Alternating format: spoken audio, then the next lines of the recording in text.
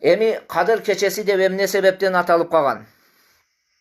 Алымдарыбыздын Кадыр түнү деп аталгандыгын, Кадыр деген эмне дегени, бул шарапаттуулук, бул улуулук деген маанини туюнтат экен. Шарапаттуу жана улуулукту Кадыр деп аталат экен. Эми эмне себептен муну алымдарыбыз айтат, эмне себептен Кадыр кечеси деп аталып калды десе, себеби бир адам өзүнүн жашоонда кандайдыр кемчиликтерге учурап, кемчиликтерди аткарып, балким тилини сактай албай, көзүн сактай албай, кулагын сактай албай, колун сактай албай, бутун сактай албай, ибадаттарга толук аткара албай жүрүп, ушул күнгө жеткен кезде ошол кылган иштери үчүн өкүнүп, тооба кылып, Кудай Таалага кайрылып, дуа кылып, зикир кылып, Кур'ан окуп, Кудай Таалага кулчулук кыла турган болсо, Аллах Субханаху ва Таала ошондой кадырсыз болгон адамдын кадыр баркыны ушул күндүн урматына кадыр баркын бийик көтөрүп коет экен. Мына ушул себептен дейт, алымдарыбыз айтат, бул түн кадыр барктуу түн деп аталып калган дейт.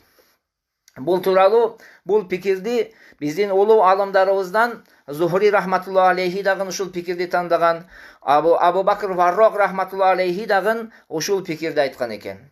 Башка бир кадыр деген сөздүн дагы бир маанилеринен бири бул өкүм чыгаруу, мындайча айтканда дайындоо, белгилөө деген маанилерди дагы туюнтат экен.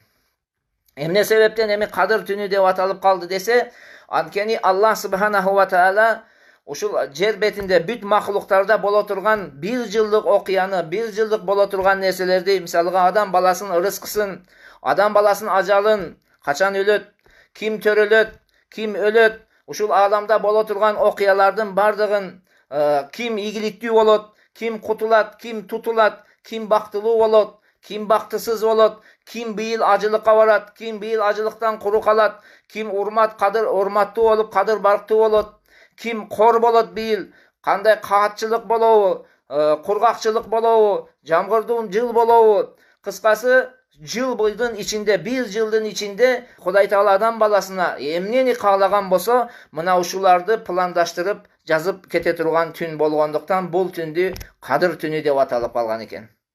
Бул тууралуу бардыгыбыз билебиз, Духон сүрөсүндө дагы келген.